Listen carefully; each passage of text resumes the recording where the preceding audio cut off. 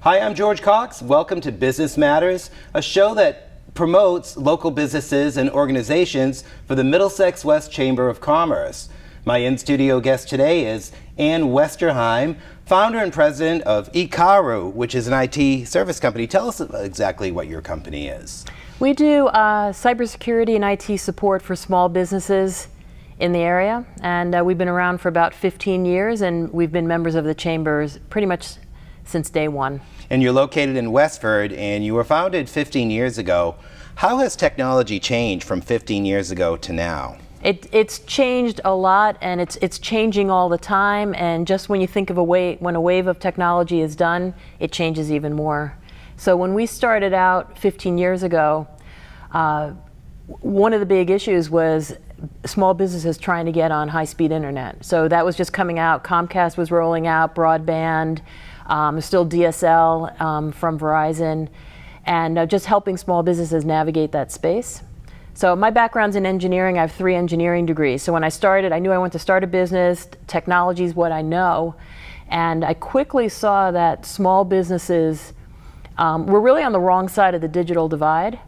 And while there's great consulting firms that work with big businesses, there weren't really a lot of options for small businesses. They were trying to figure out things on their own, and even doing something like back then, 15 years ago, getting high-speed internet was a tough thing to navigate. And I'm sure many of your clients are very intimidated by technology, and you go in and evaluate what they need, and you kind of maybe set them at ease of what they're using and how they can optimize their software. I know there's many cybersecurity threats going around at businesses. Tell us a little bit about that. Yeah, I think that the threats are in the news all the time. I think the latest one, WannaCry, I think really puts cybersecurity at the forefront for all businesses. I think that one of the things that small businesses don't realize, and maybe are starting to realize now, and a big thing that we try to educate our population on, is that small businesses are not immune. A lot of people think, well, I'm a small business, I'm not a target, nobody's after me. And what they don't realize is that these threats are one-to-many, they're automated. I think people see the movies and they think of the genius hacker in a basement trying to target somebody, but these are one-to-many threats. They just go after everybody, and they come through email, very cleverly crafted emails, and anyone is really at risk. There's wire transfer scams that are out there right now. And people think, I'm never going to fall prey to one of these tactics, but they can spoof an email to look like it's coming from a boss to a hardworking, diligent employee, and the email says, hey, can you take care of this for me today? I really need it done. The diligent employee says, absolutely, I'll get that done right away. Just send me the routing information, etc. And that's when people fall victim to this. They're everywhere. They're coming through email. Employees clicking on links or going to various websites, and there's no way to escape them, but with the right layers of protection in place, the small businesses can protect themselves. And also education. And you go into small businesses and evaluate maybe what they need, and you educate people about some of the certain threats that are going around, like the ransomware. That's also you hear that on the news all the time. Yeah. You have to pay by bitcoins to get your services back and running. Tell us a little bit about that. Yeah, so the ransomware attacks are basically kind of a new breed, and they've been around for a while, but they're really making the news over the last year. And what it is you get a virus on your computer, and it basically takes your data hostage. So you get a big warning on your screen that says, you have 48 hours to pay us, or your data, you'll never get your data back. And these are really scary threats to get, and they are very widespread. They're not just things that happen to other people. The big one, WannaCry, that came out this spring, actually shut down hospitals in the UK. It didn't quite get all the way here. It was kind of stopped before it did a lot of widespread damage in the US. But you saw pictures of giant billboards in the Far East that were just shut down, of the kind of like the Times Square kind of billboards. Hospitals were shut down. Surgeries had to be canceled because of this. And you could imagine of all the data that, even if it might be your family photos, all of them could be just wiped away by this. So the bad actors are willing to cause a lot of damage even for not that much money in each case, because they're doing this in an automated way that's going after millions of people, and it's a scary situation. Now, one of the very important ways that folks can protect themselves is just having a really solid backup in place. But unfortunately, even 2 local police departments over the last couple of years wound up having to pay the ransom because they didn't have an adequate backup and didn't have a disaster recovery program in place. And these are all things that really are affordable to small business. So that's what we try to do, is go in and say, okay, here's what you have in place. Here's some of the layers of protection that you're really missing, and you put it all together. There's no such thing as 100% security, but small businesses really can do a lot to protect themselves. And what Icaro does is they go to businesses and they evaluate what people have, and you offer them certainly as a protection. Tell us a little bit some about when you do an evaluation, what do you look for? Yeah, so we go through, we kind of have a checklist of a number of items that we look for security. So you can kind of think of it like bulletproof glass. So there's a number of layers in place. It's not 100%, but when you put them all together, they form a very strong protection. Unless you want to just shut off your computer, disconnect from the internet, which isn't possible in this day and age, you're going to live with not 100% but very good protection. So we go in with we call it a managed service platform where we put in antivirus. So that's antivirus protection, anti-malware protection. Security patching is really important. It sounds so boring, and nobody likes to talk about it or think about it, but keeping your security patches up to date. They're offered free from Microsoft. So we do testing in advance and then roll them out and then measure the compliance against that. So we know, okay, out of 20 systems at a site, we'll know this system is out of date for patches. Sometimes the system just has to be rebooted, but we'll work with the customer. We report every month about what we do. Firewall protection is extremely important.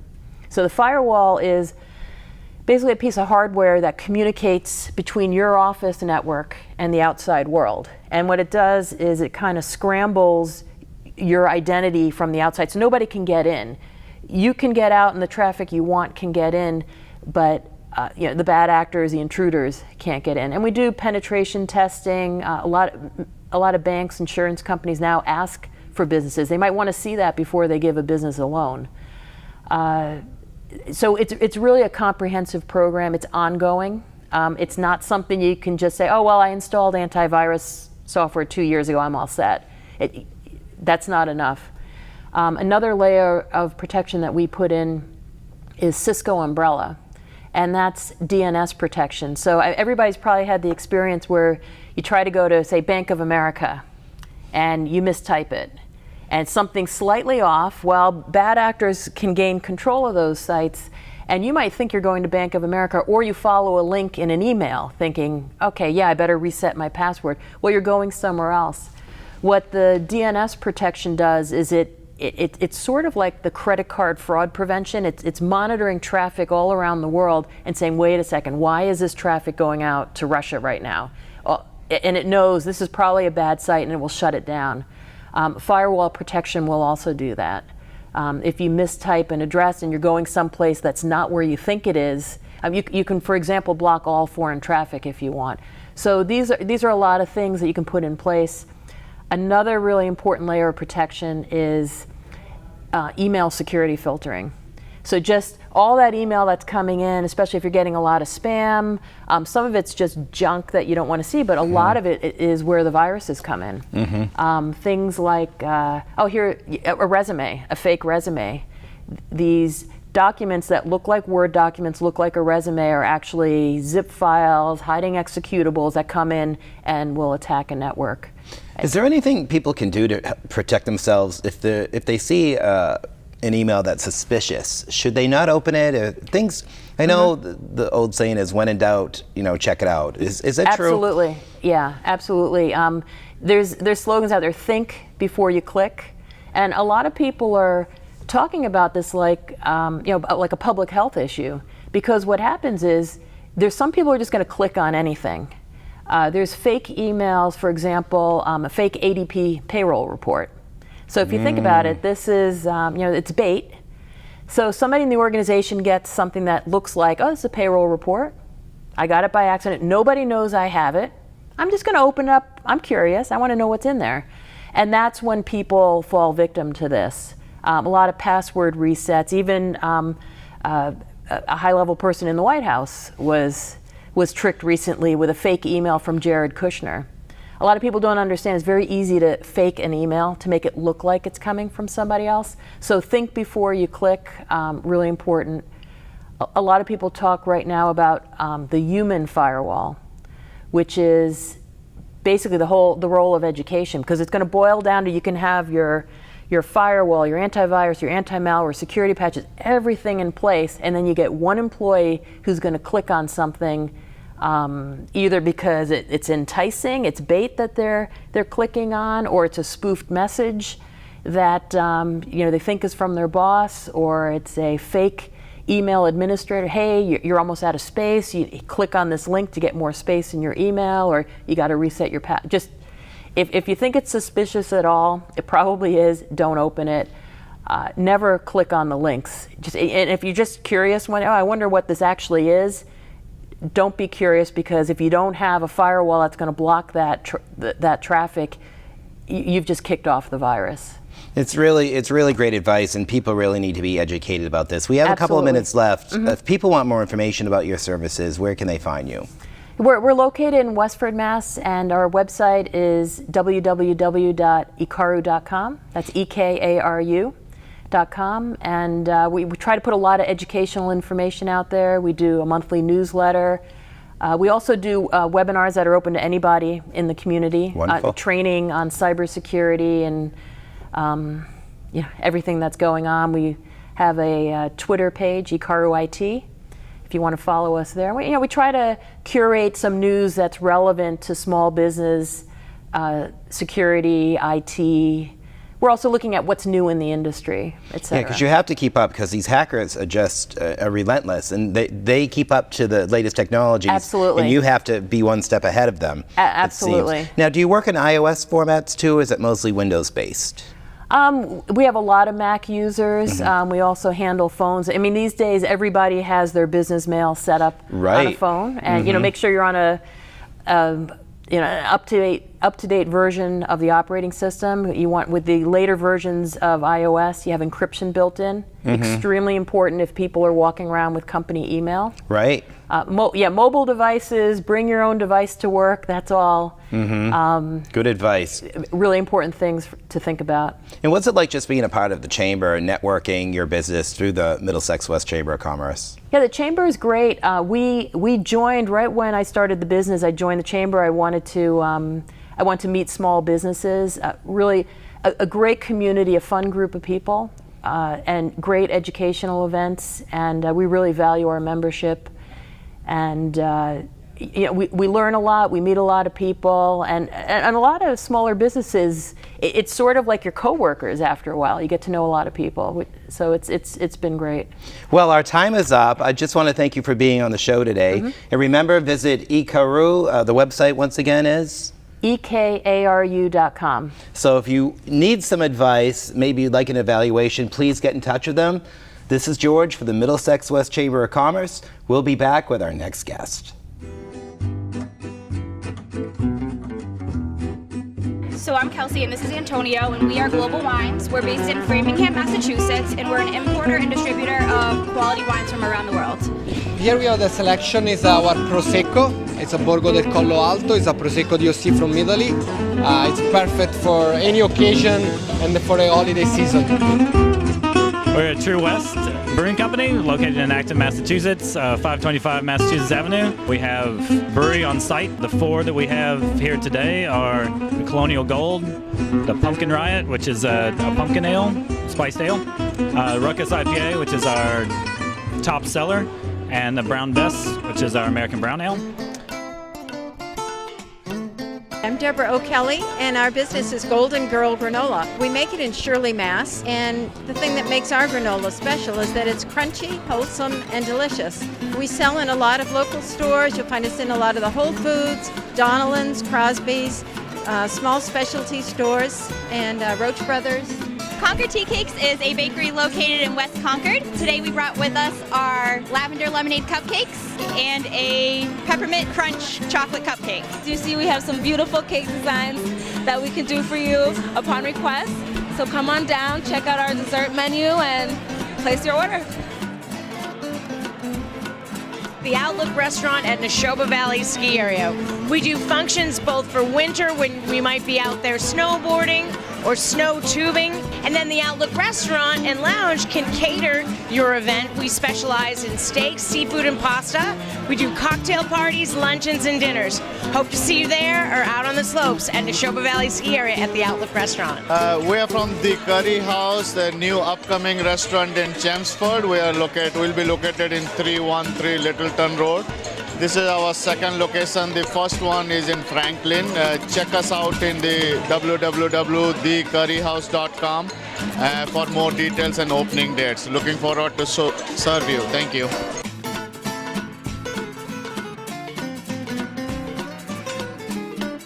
Hi, how are you today? Welcome to the 110. 2 for lunch. Right this way. Business Matters went on location at one of the Taste of Middlesex sponsors, the 110 Grill, for a sampling of some of the food, drinks at their Berlin, Mass. restaurant. George Cox for Business Matters. We are here at 110 Grill in Berlin, Mass. with Elliot Williams, who is the culinary director of the restaurant, and we're going to make a fabulous dish for you today. It's a very clean kitchen, I just want to say. Oh, thank you very much. So tell us a little bit about what we're doing here today. We're going to do a couple different dishes. First, we're going to start off with our ava tuna. So it's a little bit of jasmine rice, some sesame ginger sauce. We do a Cajun seared yellowfin tuna, a little bit of fresh avocado, and then we do a cucumber and melon salad. That goes right on top. So you get a little bit of that cool crispness of the cucumber and the honeydew, and then you get that little bit of that spice from the nice hard sear that we put on yellowfin tuna. And what inspired you to make this dish? It's a play on flavor profile. So you have those layers. I like to try to take semi-traditional dishes or dishes that you see on an every day-to-day basis and kind of give it a little spin. I like to call it the 110 spin. And is this available right on your menu at the 110? Absolutely. Okay, yep. Great. Well, let's get to it. Let's let you get to work. So we kind of start off with the base, which is a little bit of our jasmine rice. Kind of form it to kind of achieve that nice height that we're looking for. Okay, gets drizzled with a little bit of our sesame ginger sauce. Okay, take some fresh seared yellowfin tuna. It's got a nice little Cajun to it. So then we top that with a little bit of fresh avocado. We'll take that, kind of fan that out, kind of achieve that height and get that little kind of cup. Take that fresh melon, drizzle a little bit of that same sesame ginger. Smells nice. A little bit of fresh scallions in there as well. And then from there we'll start to kind of build it. It's all about that height.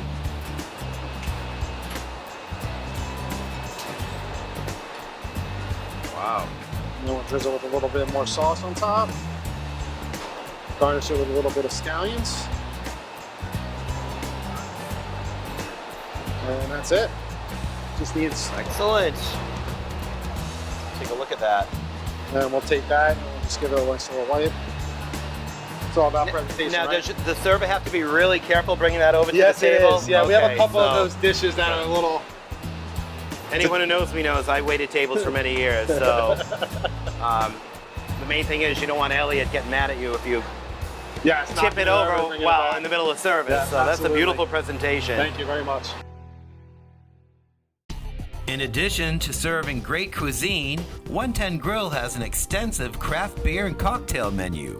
We were with beverage director James Adams to tell you more. We are in the bar, which is my favorite place, with James Adams, the beverage director of 110 Grill. So you're going to make us a fabulous concoction, and Yeah, I saw we're gonna tequila. You saw tequila, Which so it's going to be fun. I love tequila, don't Absolutely. you? All right, so what are you gonna So do we're for going us? to be making our pearberry martini. Like you said, it has tequila. It's a spin-off of a classic margarita. Incorporate the pear juice, a little bit of lime juice, and then we've got a homemade blackberry simple syrup that we use for it as well. All right, so we'll have you to it. Absolutely. So how many ounces would you say is the tequila versus, so if people at home want to try this? So a typical margarita is going to be a 2-to-1 ratio for Okay, it. So we've 2 to got 1. an ounce of our Sauza Silver tequila. We've got a half ounce of our triple sec, if you want. 1, 2, 3, 4. We've got 3/4 ounces of lime and pear juice. And a half ounce of the blackberry simple syrup. When we add ice, shake it up. Very important to shake too, because you want that cold cocktail. Make sure to get all the good stuff in. So do you create all the beverages for the bar menu? Or? I do. We do a lot of research and development as a team. It's taken a lot of practice to get our fall and winter menu actually on the board. But we're very excited about what's to come for the coming up menu, and we should be actually changing over our menu items in late October. So we're going to be rolling out our newest location in Marlborough with the new menus that we have, and then we'll go forward and expose it to the rest of the company. So well, I think I should try that, don't you? I think you might as well. All right, so what are some of the most popular drinks? I know like 10 years ago it was Appletinis and Cosmos. I think we've evolved since then. Absolutely. So the margarita is always going to be the #1 in America for right now. So we're trying to just kind of make a little bit more of a, just kind of enhance the actual flavor profile behind it. So by pairing the lime with the pear and then with the blackberry simple syrup as well, it really just kind of gives a little bit more life to the whole cocktail itself.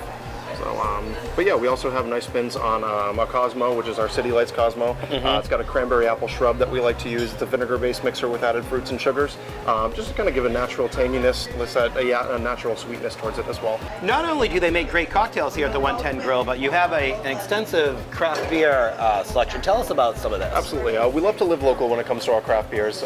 People love to go right down the street and find one of the breweries that's been popular and really kind of coming up to life for now.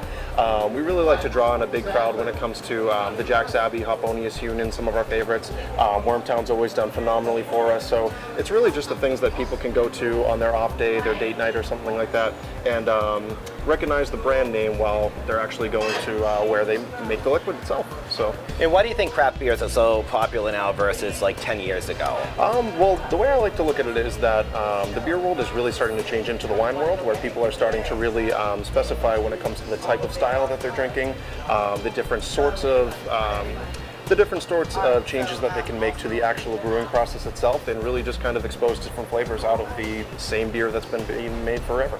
And is it you do support local breweries too, which is good. I see a lot of local stuff Absolutely. here. So Absolutely, yeah. We do a lot of work with Wachusett Brewing Company as well. We've been in contact with Berkshire Brewing Company about staff incentives, little brewery tours and stuff like that we can really kind of just give back to our staff and make them happy to be an employee at 110 Grill. So what is one of your favorites here?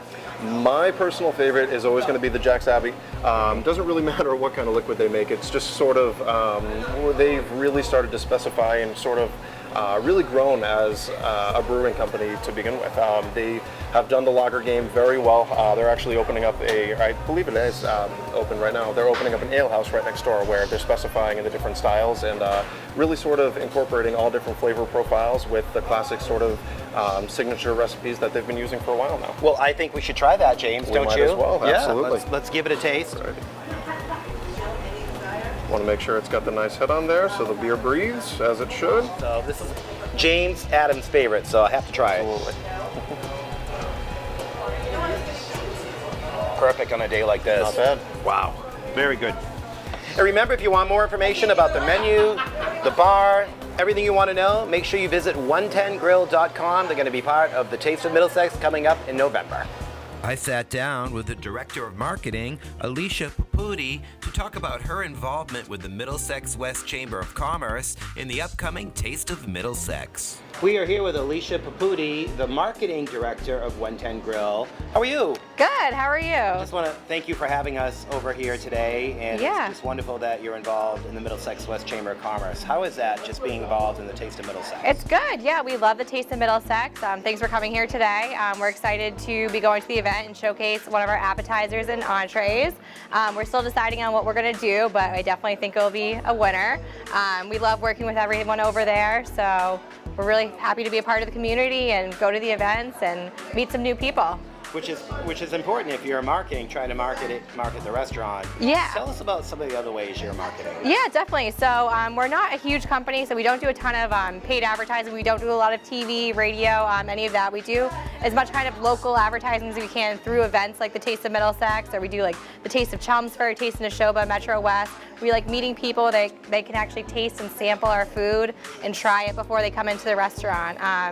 We love being parts of the Chamber of Commerce and different business organizations, and we also have a great loyalty program, and we do a lot of social media too for our guests. And if people want to connect with you through your social media, what are you on Facebook? Yep, so we have a Facebook account for every restaurant. So right now we're in 110 Grill Berlin, so there's 110 Grill Berlin Facebook. There's also a Chelmsford one, there's one for Nashua, there's one for every location. And we also have an Instagram account for all locations it's 110_grill. We have a Twitter account. We're also on all of the different review sites like Yelp and TripAdvisor, Google reviews. We have a great allergy commitment, so we're also on Find Me Gluten Free and Allergy Eats and things like that. And if people have never heard of 110 Grill, they've never been here before, how would you like to describe it? So we're modern American cuisine in a trendy casual atmosphere. So a lot of people like to describe it. You can kind of come here and the atmosphere will fit your needs in any way you need it to be. So you can come in shorts and a t-shirt and sit at the bar, order a burger and a beer, and you'll fit right in. Or you can come in a suit after a meeting and have a nice bottle of wine and a ribeye steak, and you'll still fit right in too. We have a great patio, private dining room, lounge bar, so it really will fit any needs for any dining experience that you may have. And how many locations do you We currently have 9 locations, 7 in Massachusetts and 2 in New Hampshire. So I know we talked a little bit about the Taste of Middlesex. How excited, you're one of the major sponsors of this event, and there's also going to be many other restaurants there. What's it like just being involved? Yeah, we love being involved. We decided to become a sponsor because we had such a great experience there last year. We met probably, I think there was 1,000 or 1,500 people there, so it was a packed event. We served one of our risotto dishes and an appetizer too, and we had a really great response. We handed out some great vouchers, so we had a lot of people come back to the restaurant afterwards. So we felt that since this is kind of the area where we've been growing, that it would be a good way to get back involved in the community by sponsoring the event. And did you get a chance to check out some of the other restaurants that were there too? Oh yeah, definitely. And we also love, obviously, all the events going around and trying out the food from the competition. So there's a lot of good food to eat. There's a lot of great drinks to taste. It's just a fun night overall. Well, if you want more information, you want to get your tickets, it's taking place Tuesday, November 7th from 5:30 to 8:30. 110 Grill is one of the major sponsors. They're going to have some great food and cocktails, as well as other restaurants from the area, so make sure you check it out at mwcoc.com for more information.